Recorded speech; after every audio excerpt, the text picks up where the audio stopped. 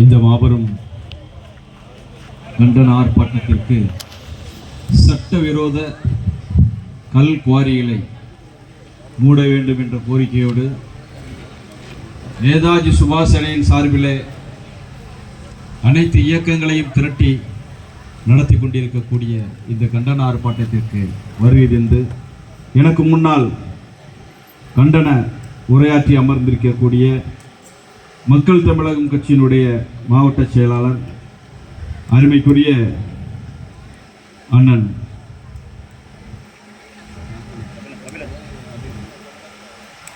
கபிலன் அவர்களே,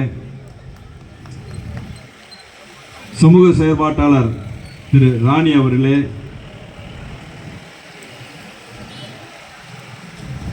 விவசாய சங்கத்தினுடைய தலைவர் அண்ணன் சுந்தரம் அவர்களே, ராதாபுரம் வட்டார விவசாய சங்க செயலாளர் அண்ணன் பவுல் அவர்களே,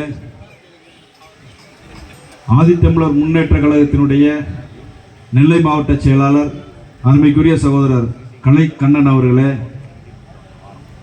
சமூக நீதி குறிஞ்சியர் சமூக நீதி பேரவையினுடைய நிர்வாகி அருமைக்குரிய அண்ணன் குமார் அவர்களே, ராதாபுரம் வட்டார விவசாய சங்கத்தினுடைய நிர்வாகி அருமையாக உரையாற்றி அமர்ந்திருக்கக்கூடிய அண்ணன் சுந்தரலிங்கம் அவர்களே, அதேபோல இங்கே இந்த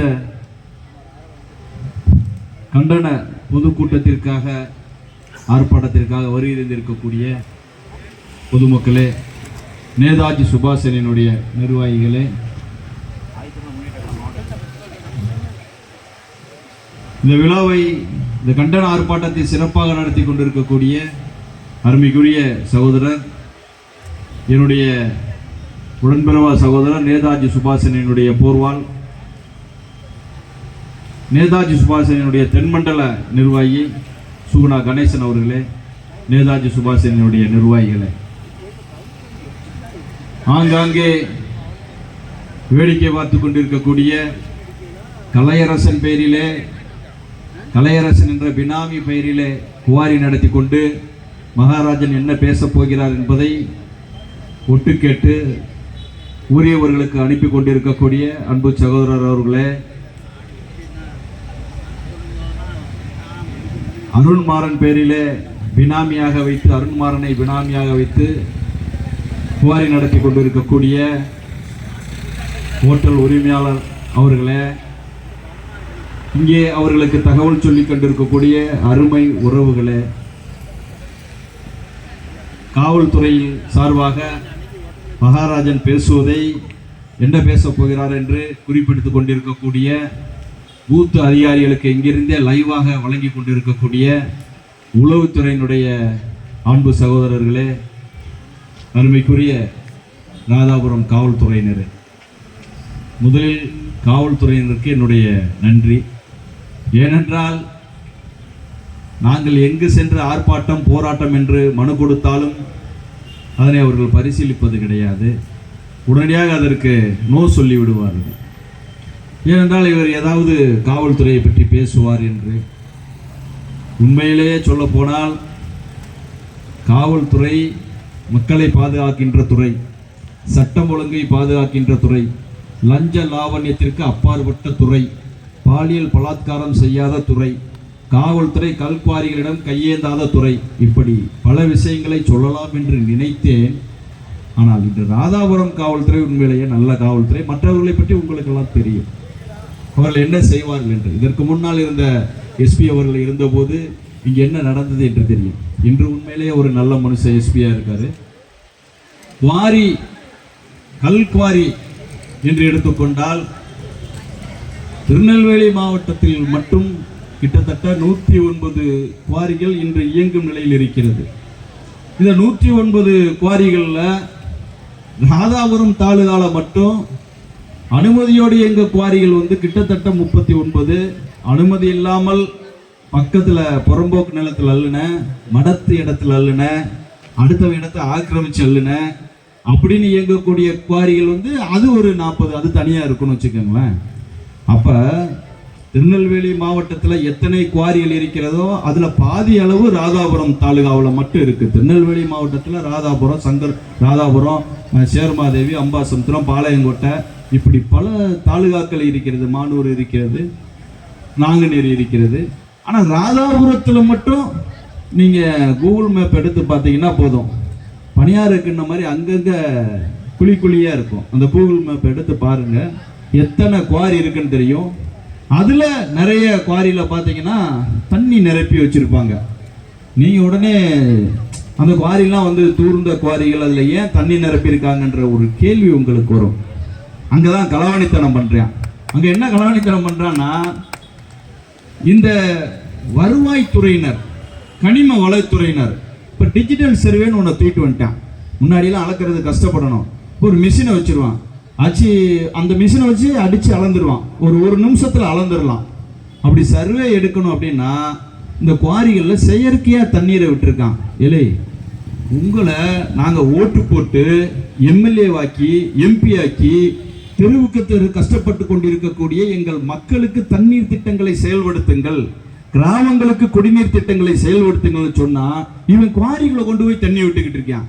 குவாரியை வந்து யாரும் அளந்துடக்கூடாதான், அளந்து கண்டுபிடிச்சிடக்கூடாதான். எவ்வளவு களவாணித்தனம் பண்ணியிருக்கான் அப்படின்னு கண்டுபிடிச்சிடக்கூடாதான். எவ்வளவு பெரிய ஒரு நூதனமான மோசடி பாருங்க. முதல்ல கனிம வளத்துறையினருக்கு இது தெரியாதா, இல்ல வருவாய்த்துறைக்கு தெரியாதா? முதல்ல பெட்டிஷன் போட்ட உடனே குவாரிக்காரன் தான் முன்னாடி சமாதானம் பேசிட்டு இருந்தான். இப்ப என்னடா இங்க இருக்கக்கூடிய தாசில்தார் பேசுறாரு, மாறி சொல்லுமா, அவரு பேசுறாரு 1 லட்சம் ரூபாய் கொடுத்துடலாம் அப்படின்றாரு. உங்க ஒப்ப வீட்டு குவாரியாடா, டே வெக்கமா இல்லையா உனக்குலாம்? இதுக்கு இந்த பொழப்புக்கு நீ என்ன செய்யலாம்? பிச்சை எடுக்கலாம்ல. அப்ப குவாரிக்கு பெட்டிஷன் போடுறவனுக்கு நீ 1 லட்சம் ரூபாய் கொடுக்குற அப்படின்னா நீ எவ்வளவு லட்சம் ரூபாய் அந்த குவாரிகள்கிட்ட வாங்கியிருப்ப? இந்த ராதாபுரம் தாலுகால கிட்டத்தட்ட லீகலா ஒரு 39 குவாரினா, இல்லீகலா 40. மொத்தம் அந்த லீகலா இருக்க குவாரியும் வயலேஷன் தான், பூராமே விதிமீறல் தான். 80 குவாரிகள்லையும் நீ மாசம் எனக்கு தெரிஞ்சு நீ ஒரு 2 கோடி ரூபாய் சம்பாதிச்சிட மாட்ட.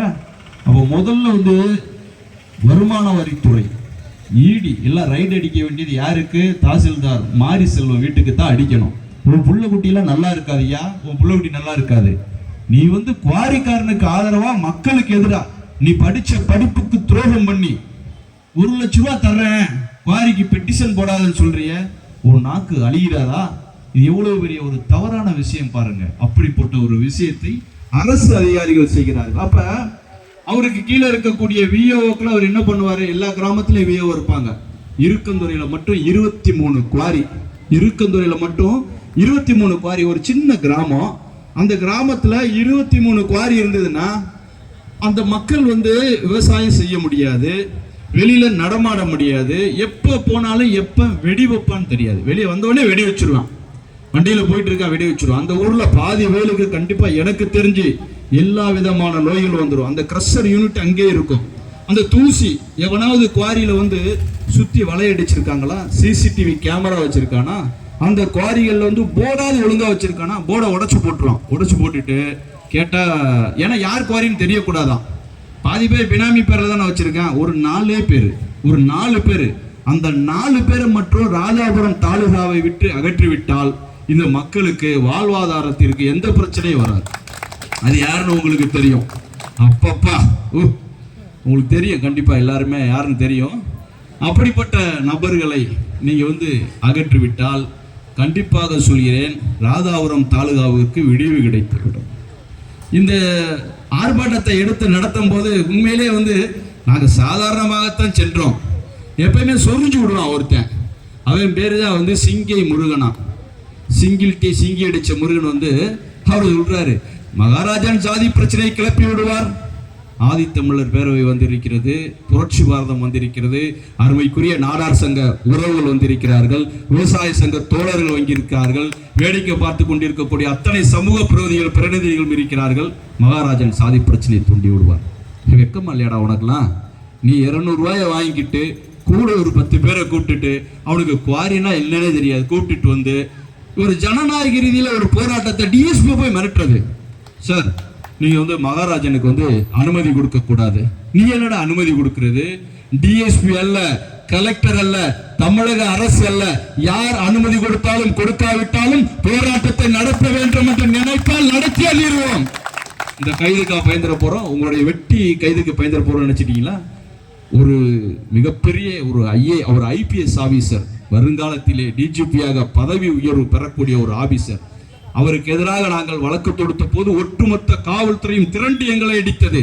ஆனால் அந்த நேரத்தில் கூட பயப்படாத நாங்கள் சுண்டக்கா சிங்கை முருகன் உனக்கா பயப்பட போகிறோம், எவனோ போட்ட எச்சை காசை வாங்கி கொண்டு வந்து எங்களுக்கு போராட்டத்தை நடத்தக்கூடாது என்று நீ சொல்கிறாயே, ஜனநாயக நாட்டில் தான் இருக்கிறாயா? ஒழுங்கா பேசணும். சிங்கை முருகன் அவர்களே, என்னையோட மூத்தவரா இளையவரான்னு தெரியல, அண்ணனாக கூட வந்துட்டு போறார். ஆனால் நீங்கள் செய்வது மக்களுக்கு துரோகம், இங்கே இருக்கின்ற மக்களுக்கு செய்கின்ற துரோகம். ஒரு குவாரியானது கூடங்குளம் அணுமின் நிலையம் இப்போ இருக்கிறது. இந்த பகுதியைச் சேர்ந்த ராதாபுரம் பகுதியைச் சேர்ந்த மக்களை பொறுத்தளவு எந்த செயல் திட்டமாவது நல்ல செயல் திட்டம் செயல்படுத்தப்பட்டு இருக்கிறதா? அணுமின் நிலையம் வந்த உடனே சொன்னாங்க, இங்கே அணுமின் நிலையம் அமைக்கும் போது மக்கள் பெரிய போராட்டத்தை ஏற்படுத்தினார்கள், நடத்தினார்கள், கடுமையான கண்டனத்தை தெரிவித்தார்கள். அப்படி தெரிவித்த போது கூட இங்க இருக்கவங்களெல்லாம் அவங்க பேசி, இந்த ராதாபுரத்தை பொறுத்தளவுல ஒரு வறட்சி பகுதி, அதனால அந்த அணுமின் நிலையம் வந்தா வேலை வாய்ப்புகள்லாம் கிடைக்கும், எப்படியோ சப்ப கட்டுப்பட்டு சமாதானப்படுத்தி அந்த அணுமின் நிலையத்தை கொண்டு வந்தீங்க. இன்னைக்கு ராதாபுரம் பகுதியில் இருக்கக்கூடிய கூடங்குளம் பகுதியில் இருக்கக்கூடிய எத்தனை இளைஞர்களுக்கு வேலை வாய்ப்பு கிடைத்திருக்கிறது? நீங்க யோசிச்சு பார்க்கணும். அப்படி வேலை வாய்ப்பு நீங்க கிடைக்கணும் அப்படின்னா கூடங்குளத்துல போய் ஏதோ ஒரு கான்ட்ராக்ட்ல வேலைக்கு போறீங்க, போன உடனே கேட்பான் உங்க மீது வழக்கு இருக்கா இல்லையான்னு சொல்லி போலீஸ் ஸ்டேஷன் எழுதிட்டு வந்துட்டு.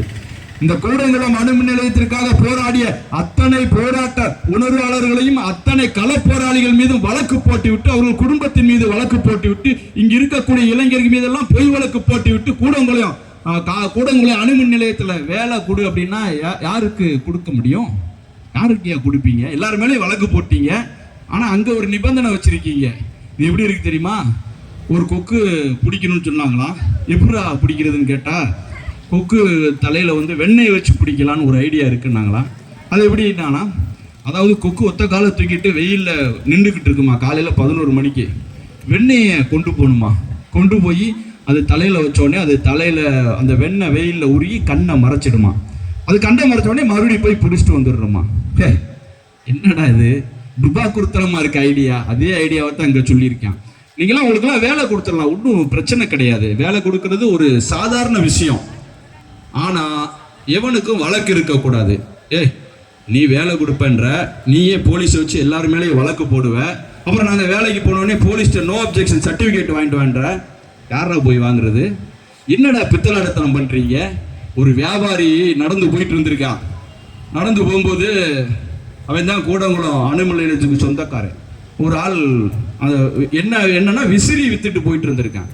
என்னையா விசிறியில் என்னையா விசேஷம், இந்த விசிறி 5000 ரூபா சொல்றியே அப்படின்னு இருக்கான். 5000 ரூபா சொன்னான் விசிறிய.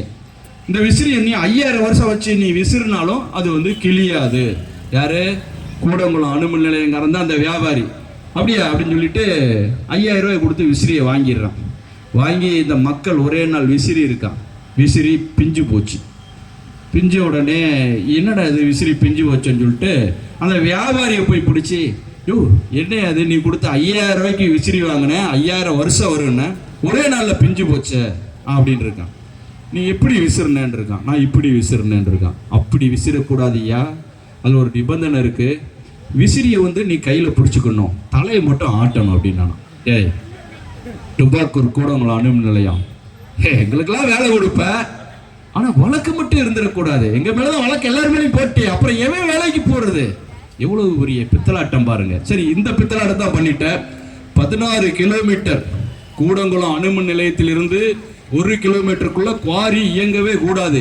5 கிலோமீட்டருக்குள்ள குவாரி இயங்கினால் அதற்கு தடை இருக்கிறது. 16 கிலோமீட்டருக்குள்ள குவாரிகள் இயங்க வேண்டும் என்றால் எந்த அணுமின் நிலையமா இருந்தாலும் சரிதான், 16 கிலோமீட்டருக்குள்ள இயங்கணும்னா அணுசக்தி துறையிலிருந்து ஒரு நோ அப்ஜெக்ஷன் வாங்கணும். ஏன் அப்படின்னா, குவாரியில நீ வெடி வைப்ப. எந்த குவாரி கரெக்டா வெடி வச்சிருக்கேன் சொல்லவே மாட்டான். வெடி வெடிக்கிறத நம்ம போய்கிட்டு இருப்போம், திடீர்னு நிப்பாட்டி போடுவாங்க. நிப்பாட்டி நில்லுங்க நில்லுங்க நில்லுங்க வெடி வச்சிருக்காங்க அப்படிமா. அது சில பேர் தெரியாம போயிடுவான். அந்த வெடி வெடித்து இறந்த மாடுகள் எத்தனை, மனிதர்கள் எத்தனை, இடி விழுந்த வெடி இடி மாதிரி விழுந்து கீறல் விழுந்த வீடுகள் எத்தனை? இந்த ராதாபுரத்துல நிறைய வீட்டுல கீறல் தான் விழுந்திருக்கு. அப்ப இந்த வெடி வைக்கிறதுனால ஏற்படக்கூடிய பாதிப்புகள் என்ன பார்த்தா, அதிக வெடி மருந்தை யூஸ் பண்றான். நிலத்தடி நீர் அப்படியே விஷமாயிட்டு போகுது. நாங்கள் விஷத்தை குடித்துக் கொண்டிருக்கிறோம் என்னுடைய சகோதரர் ஒருத்தர் சொன்னார். உண்மையான பேச்சு. உண்மையிலே ராதாபுரம் தாலுகால இருக்கிறவங்க எல்லாம் கிட்டத்தட்ட இன்னைக்கு விஷத்தை நீங்க குடிச்சுக்கிட்டு இருக்கீங்க. அப்ப வெடி வச்சா இந்த அதிர்வு என்ன ஆகும்? அதிர்வு ஆக ஆக ஆக அணுமின் நிலையத்திற்கு பாதிப்பு வரலாம். ஹிரோஷிமால வெடிச்சது உங்களுக்கு தெரியாதா? நாகசாயில வெடிச்சது தெரியாதா? 2 லட்சம் பேர் 10 நிமிஷத்துல செத்து போனோம். அப்படிங்கிறதுக்குள்ள 2 லட்சம் பேரை பசுமாக்கிறோம். இந்த அணுமின் நிலையம்லாம் வெடிச்சானா கிட்டத்தட்ட மதுரை வரைக்கும் காலி ஆயிரும். ராதாபுரத்திற்காக மட்டும் பேசவில்லை, இங்க இருக்கக்கூடிய அத்தனை மக்களுக்காகவும் தென் மாவட்டத்தில் இருக்க அத்தனை மக்களுக்காகவும் குரல் கொடுத்துக் கொண்டிருக்கிறோம். இந்த வெடி வெடித்தால் இந்த தொடர்ந்து இந்த குவாரிகளிலே வெடி வெடிக்கப்படும் போது கொஞ்சம் கொஞ்சமாக அணுமின் நிலையத்திற்கும் ஆபத்து வரும். அணுமின் நிலையமே ஆபத்து.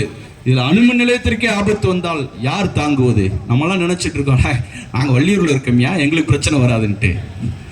வள்ளியூர் ராதாபுரம் ரேடியல் கிலோமீட்டர் அளந்து பாருங்க, 5 கிலோமீட்டர் கூட அணுமின் நிலையத்துக்கு உங்களுக்கு வித்தியாசம் இருக்காது. அத்தனை பேரும் பசுபமாகி போய் விடுவோம். உணர்ந்து கொள்ள வேண்டும் பொதுமக்கள். நீங்களாம் நினைக்கலாம் ராதாபுரத்துல தானே தண்ணி பிரச்சனை, வள்ளியூர்ல ஒன்றும் பிரச்சனை இல்லை, காவல் கிணறுல பிரச்சனை இல்லை, சாத்தான்குளத்துல பிரச்சனை இல்லை அப்படின்றது.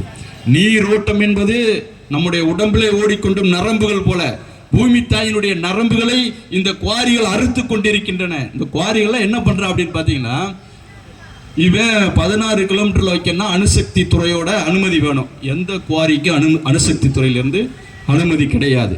அவன் தெளிவா சொல்லியிருக்கான்.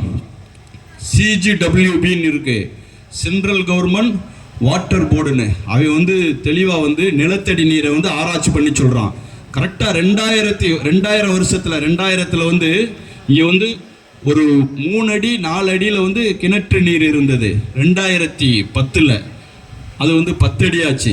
இன்னைக்கு 2025ல கிணற்று நீரை சொல்லுகிறேன். கிணற்று நீர் 2010ல 25 அடி தோண்டினா மட்டும்தான் நீரை பார்க்க முடியும். அப்ப நீர் கொஞ்சம் கொஞ்சமா குறைஞ்சிட்டு இருக்கு. அடுத்ததாக நிலத்தடி நீர் மட்டம். அன்னைக்கு ராதாபுரம் தாலுகால அத்தனை நீர் திட்டங்கள் இருந்தன. நீரும் இந்த குவாரிகள் வருவதற்கு முன்பு நல்ல குடிநீர் கிடைத்துக் கொண்டிருந்தது, நல்ல தண்ணீர் கிடைத்துக் கொண்டிருந்தது. இன்னைக்கு நான் ஒரு அலுவலகத்திற்கு சென்றிருந்தேன். அவங்க சொல்றாங்க 4000 டிடிஎஸ் இருக்கிறது என்று. 4000 ஒரு குடிக்கிற தண்ணீர்ல டிடிஎஸ் 4000 பாயிண்ட் இருக்குன்னா என்ன அர்த்தம்? நம்ம குடிக்கிற தண்ணீர்ல 600 பாயிண்ட்டுக்கு மேல இருக்கக்கூடாது. 600 பாயிண்ட்டுக்கு மேல இருக்குன்னா நீங்க அதை குடிக்க முடியாது, பல நோய்கள் விடும். அது 4000 இருக்கு, 1000 பாயிண்ட் இருக்குன்னு வச்சுக்கோங்க. உங்களுடைய கால்நடைகளுக்கு குளிக்க கூட நீங்க குளிக்க பயன்படுத்தலாம். 1000க்கு மேல போனா குளிக்கவோ குடிக்கவோ அதை உபயோகப்படுத்தவோ கூடாது. செடிகள் கூட செத்து விடும்.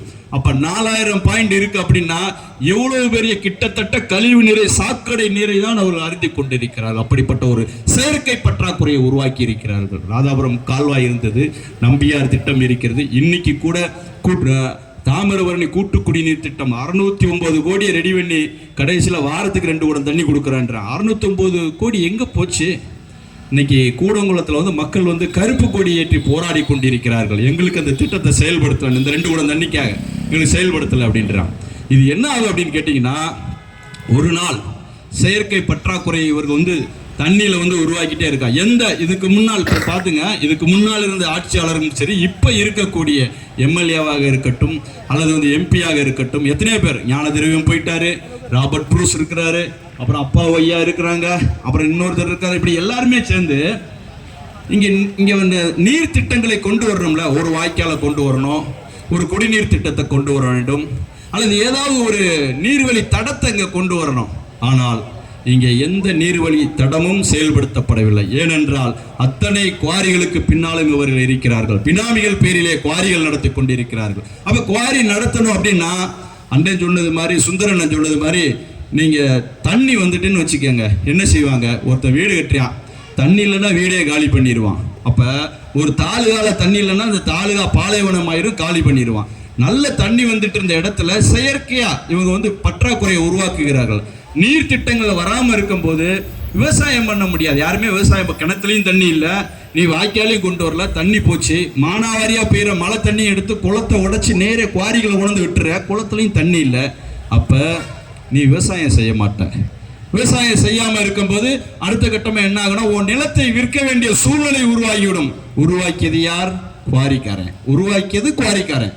அந்த நிலத்தை விற்க வேண்டிய சூழ்நிலையை உருவாக்குறான். அப்புறம் இன்னொன்னு பண்றான், அதை மீறி யாராவது விவசாயம் செய்தால் எங்கள் அண்ணன் பவுன்ராஜ் அவர்களுக்கு நிகழ்ந்த கொடுமை போல முதல் இடத்த மட்டும் காசு அதிகமாக கொடுத்து வாங்கி வேலியை போடுறது. நான் முன்னாடி இருக்கேன், வேலி போட்டேன், யாரும் எங்களை கேட்கக்கூடாது அப்படின்ட்டு. அப்படி வேலி போட்டா பின்னாடி இருக்க நூற்றுக்கணக்கான ஏக்கர்ல யாரும் நுழைய முடியாது. நீங்க காவல்துறையிட்ட போய் புகார் கொடுங்க, புகார் யார் கொடுக்கிறானோ கொடுத்தவன் மீதே வழக்கு. இதுக்கு கோயம்புத்தூர்ல இருந்து கூட அதிகாரிகள் போன் செய்து இவர்கள் மீது வழக்கு போடுங்கள் என்று சொல்லுவார்கள். கோயம்புத்தூர்ல இருக்க அதிகாரி கூட புகார் செய்வாங்க. அந்த அளவுக்கு குவாரிகள் மீது யார் புகார் கொடுத்தாலும் புகார் கொடுத்தவர்கள் மீது வழக்கு. இது புதுசா இருக்கு எங்களுக்கு. காவல்துறையினரை மன்றாடி கேட்டுக்கொள்கிறோம், தயவு செய்து உங்களுடைய பிள்ளைகளுக்காகவும் உங்களுடைய குடும்பத்திற்காகவும் தான் இந்த போராட்டம். நீங்களும் நாளை ஒரு நாள் இந்த ராதாபுரம் தாலுகா பாலைவனமாவதற்கு காரணமாகி விடலாம். இனிமேல் குவாரிக்காரர்கள் எவராது புகார் அளிக்க வந்தால் குவாரிக்காரர்கள் மீது வாக்குப்பதிவு செய்து கொள்ளுங்கள், அவர்கள் மீது குண்டர் சட்டத்திலே போடுங்கள். பொதுமக்களை பழி வாங்காதீர்கள். குவாரிக்காரர்கள் கொடுக்கும் கொஞ்ச நஞ்ச தொகைக்காக அதை வாங்கி கொண்டு பொதுமக்களை பலிகடா ஆக்காதீர்கள். பொதுமக்களை பலிகடா ஆக்கிறேன். அடிபட்டதும் இவனா இருப்பான், அடிபட்டு பாதிக்கப்பட்டதும் பொதுமக்களா இருப்பான், போராட்டக்காரனா இருப்பான். ஆனா அவன் மேல வழக்கு போடுறாங்க காவல்துறை. அதோட விட்டுட்டாங்களா, அவர் இப்ப வேலியை போட்டு மறிச்சிருவார். அப்ப பின்னாடி இருக்க நிலங்களுக்கு போக முடியாது. இப்படியே எல்லா இடத்துலயும் முன்னாடி இருக்க இடத்துல வாங்கிடுவாங்க. அப்ப குவாரிக்காரர்கள் வாங்கிட்டு பின்னாடி இருக்க இடத்த குறைஞ்ச விலைக்கு பேசி அந்த இடத்தெல்லாம் கையகப்படுத்தி குவாரி ஆரம்பிப்பார்கள். எதிர்த்து யாராவது குரல் கொடுத்தால் அவர்கள் லாரி வச்சு அடிச்சு தூக்குறாங்களாம். லாரிலாம் அது லேடிஸ் இடையில ஒரு போராட்டம் பண்ணாங்களாம், ஒரு 4-5 பேரை லாரி வச்சு அடிச்சு தூக்கிட்டாங்களாம். இதுக்கு முன்னாடி எப்படி இருந்தாங்கன்னு தெரியல. இப்போ ஒரு விஷயத்த நாங்கள் பதிவு பண்ணிக்கிறோம். உங்களுக்கு திராணி இருந்தால், துணிச்சல் இருந்தால், இங்க இருக்கக்கூடிய எங்களுடைய அண்ணன்மார்களை என்னையோ என் சகோதர சகோதரிலையோ லாரி என்ன பைக்கை வச்சு கூட நீங்க அடிச்சு பாருங்க. அடுத்து எங்க என்னென்ன வெடிக்குன்னு உங்களுக்கு தெரியும். நீங்க நினைக்கிற மாதிரி அதாவது கத்தியை வீட்டிலே பூட்டி வைப்போம், பேனாவை சட்டையிலே மாட்டி வைப்போம் என்ற கொள்கை கொண்ட இயக்கம் நாங்கள். சட்டத்தை மீற மாட்டோம், சாவுக்கு அஞ்ச மாட்டோம். சாவுக்குலாம் அங்க பயந்து யாரும் வரல. நீங்க லாரி வச்சு அடிச்சிருவீங்க, பைக்கை வச்சு இடிச்சிருவீங்க அப்படின்லாம் நல்லா தெரிஞ்சுக்கங்க. நேதாஜி வழியில போறது, நேதாஜி வழியில அறப்போராட்டத்துல போயிட்டு இருக்கோம். ரொம்ப நாள் ஆகாது எங்களுடைய போராட்ட பாதை மாறுவதற்கு. எங்களுடைய வாழ்வாதாரத்திற்கு ஒரு பிரச்சனை ஏற்படும் பட்சத்திலே, எங்களுடைய வாழ்வாதாரத்திற்கு ஒரு ஆபத்து ஏற்படும் பிரச்சனையிலே கத்தியை வீட்டிலே பூட்டி வைத்திருக்கிறோம். மறந்து விட வேண்டாம், எடுப்பதற்கு தயங்க மாட்டோம். அத்தகைய கொள்கை கொண்ட கூட்டத்திலிருந்து வந்திருக்கிறோம். நீங்க எங்களே லாரி வச்சு அடிப்பீங்கன்னா இனிமே நீங்க வேணா அடிச்சு பாருங்க. எங்க பவுலண்ணனை போய் நீங்க அடிச்சு பாருங்க, என்ன நடக்குன்னு மட்டும் பாருங்க. நீங்க அடிச்சுட்டு நீங்க சொல்லுங்க என்ன நடக்குன்னு சொல்லிட்டு. உங்களுக்கு ஒரு குவாரியில ஒரு 50 பேர் வேலை பார்ப்பான், ஒரு 100 பேர் ஆதரவு கொடுப்பான். ஆனால் இங்க இருக்கக்கூடிய படைகளுக்கு நாடு முழுவதும் கிளைகள் இருக்கிறது, நாடு முழுவதும் இளைஞர்கள் இருக்கிறோம், நாடு முழுவதும் போராளிகள் இருக்கிறோம். ஆங்காங்கே புல்லட்டு குண்டுகளாய் வெடிப்பதற்கு தயாராகி இருக்கிறோம். எச்சரிக்கையாக பதிவு செய்துகிறோம். இந்த மிரட்டல் உருட்டல் இதெல்லாம் எங்களுக்கு செய்யாதீங்க தயவு செய்து. சட்டப்படி போராடி கொண்டிருக்கிறோம். முடிந்தால் நீங்க அதில் பார்த்துக்கங்க. அதை விட்டுட்டு நாங்கள் லாரி வச்சு அடிச்சிருவோம், பைக்கை வச்சு அடிச்சிருவோம் அப்படின்னா பின் விளைவுகள் ரொம்ப கடுமையானதாக இருக்கும். கடல் மட்டத்திலிருந்து இந்த குவாரிகள் கடல் இப்போ கூடங்குளம் கடல் பக்கத்திலே இருக்கு. கடல் மட்டத்தில் இருந்து இந்த இடமானது ராதாபுரம் தாலுகாவானது கிட்டத்தட்ட ஒரு